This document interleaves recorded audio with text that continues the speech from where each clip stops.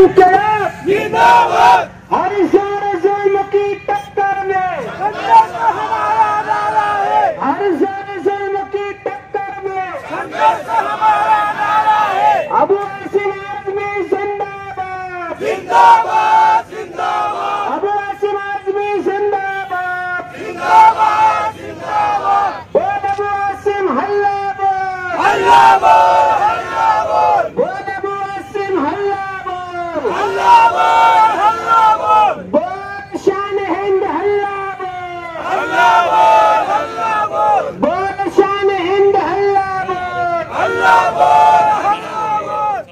इंकलाब जिंदाबाद इंकलाब जिंदाबाद।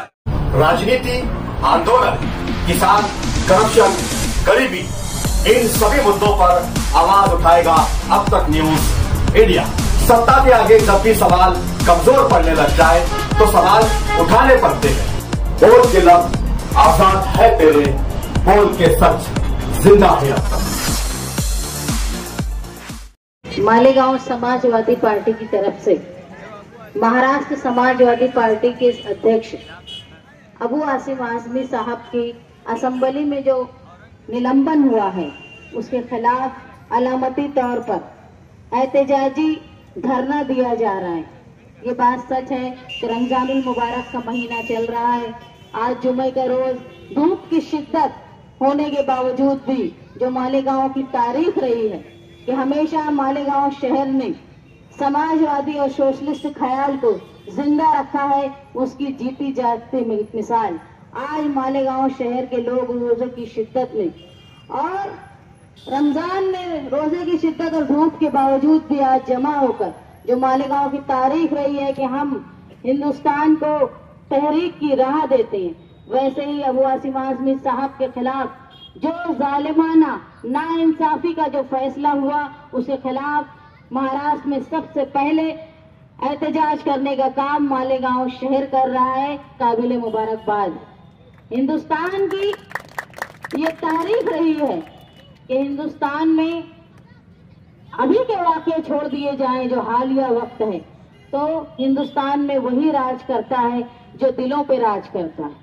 और माजी में भी आपने देखा है कि हिंदुस्तानियों का दिल इतना बड़ा था कि जहां सम्राट अशोक इन्होंने अपने जो उनसे गलतियां हुई थी उसके बाद उन्होंने माफी मांगकर जब बौद्ध समाज को अपनाया और शांति का वो प्रतीक बन गए तो हिंदुस्तानियों ने उनके माजी को भूलकर उनकी माफी को याद रखते हुए उनको अपना सम्राट बनाया। इसी तरह जब अशोक जिनको कहते हैं सिकंदर आजम दुनिया पर राज करने आए और हिंदुस्तान आए फतेह करने के लिए, लेकिन हिंदुस्तानियों की मर्जी नहीं थी कि उनको कबूल करते, तो कबायली लोगों ने उनको इतने जख्म दिए कि वो वापस जाते हुए शिद्दत अपने जख्म की शिद्दत बर्दाश्त न करते हुए उनका इंतकाल हो गया। तो हिंदुस्तानियों पर वही राज करता है जो हिंदुस्तानियों के दिलों पर राज करता है। अगर किसी हुकूमत ने हिंदुस्तान पर इतना राज किया है तो यकीनन वो आवाम के दिलों पर राज करते होंगे। ये तारीख भी बताती है। हम यहाँ जमा हुए हैं ये बताने के लिए कि अगर कोई संवैधानिक तौर पे अपनी राय रखता है किसी की मुखालफत करने के बाद बिना, तो उसकी राय को तारीख की रोशनी में कबूल करना चाहिए। अगर किसी बादशाह के बारे में तारीफ की गई अबू आसिम आज़मी साहब की तो ये तारीख अबू आसिम आज़मी साहब ने नहीं लिखी, ये हिंदुस्तान की तारीखदान ने लिखी है।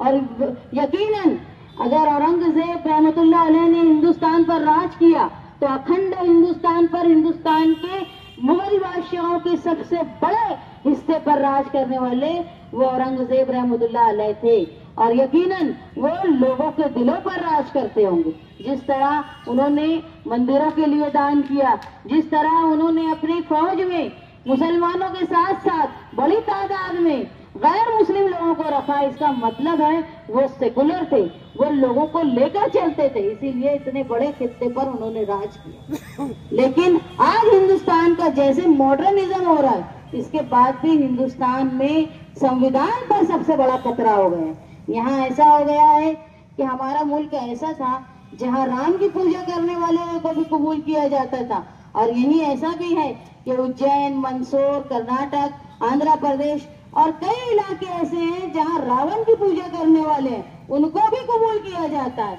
लेकिन ऐसा हो गया, अगर कोई मुसलमान बादशाह हो या नाम हो, कोई रहम दिल हो या वाकई कोई वली भी हो, आज के वक्त में सिर्फ मुसलमान का फेवर करना, उनकी तारीफ करने को लोग मुखालफत में खड़े हो जाते हैं। बड़े दुख की बात है, ऐसे ही बाबा साहेब अम्बेडकर के उसूलों पर जो हमारा संविधान बना है आज वो खतरे में है।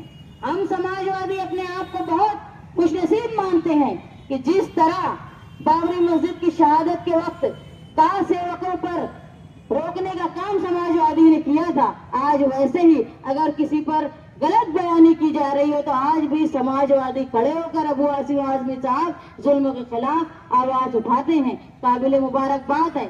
और जहां पार्टी के लोग वोट लेने के लिए पार्टी के सरबराह अपने लीडर के रियासती लीडर की बातों को झटक देते हैं, वहां अबू आसिम आजमी साहब की बातों को अखिलेश यादव ने कबूल किया। याद रखो, अखिलेश यादव वो है जहां वो योगी से लड़ाई कर रहे हैं, फिरका परस्ती का जो मंबा बना हुआ है, लेकिन वहां भी उन्होंने अपनी वोट की सियासत को किनारे रखते हुए उन्होंने अपने लीडर, रियासती लीडर की बातों को कबूल किया। यही है सच्चे समाजवादी। और मालेगांव की भी तारीख रही है कि सोशलिस्ट और समाजवादी जहनियत के खिलाफ हम गवर्नर, प्रांत ऑफिसर के जरिए गवर्नर को ये लेटर भेज रहे हैं कि मालेगांव शहर की आवाम वो अबू आसिम आजमी साहब को जो असेंबली में बजट सेशन तक सस्पेंड किया गया है उनका सस्पेंशन वापस ले। और जो उन्होंने बयान दिया उसके बाद मुसलसल फिरका परस्त लोग उनको धमकियां दे रहे हैं, उनको जान से मारने की कोशिश करेंगे ऐसा लगता है। तो हुकूमत महाराष्ट्र उनको जेड कमांडो फोर्सेस का सिक्योरिटी दे, ये डिमांड हम लोग मालेगांव शहर की तरफ से कर रहे हैं।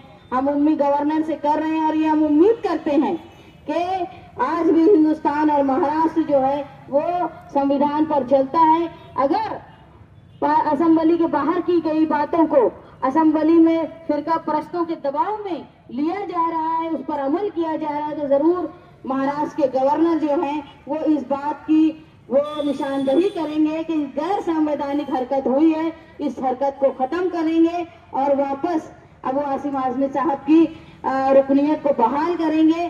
क्योंकि आज सिर्फ महाराष्ट्र को नहीं बिलखुसूस मालेगांव को अबू आसिम आजमी साहब की ऐवान में रहना बहुत जरूरी है। उन्होंने हमसे मालेगांव शहर के जो हालात थे, एसआईटी और मालेगांव शहर में जो गिरफ्तारी हो रही है बिला वजह, रोहिंग्याई और लोगों को कहकर, बांग्लादेशी कहकर इसके खिलाफ वो आवाज उठाने वाले थे। आज हमारे लिए दुख की बात है कि वो ऐवान में नहीं है, वरना वो जरूर आवाज उठाते। और वो आवाज उठा के मालेगांव शहर के लिए जिस तरह कुछ नुमाइंदे खामोश बैठे हैं, गफलत में हैं, या वहाँ बीजेपी और आरएसएस के अहलेकार बने हुए, वहाँ ऐसे वक्त में अबू आसिम आजमी साहब मालेगांव शहर का एक सहारा थे। हम जरूर उनके लिए कोशिश करेंगे, गवर्नर साहब से मांग करेंगे और आगे जब जब जरूरत पड़ेगी ताकि मालेगांव शहर की तरफ से वो नुमाइंदगी करे, ऐसे हम अपील करते हैं गवर्नमेंट से और गवर्नर से। आप लोग तमाम यहाँ आए, अभी तहसीलदार साहब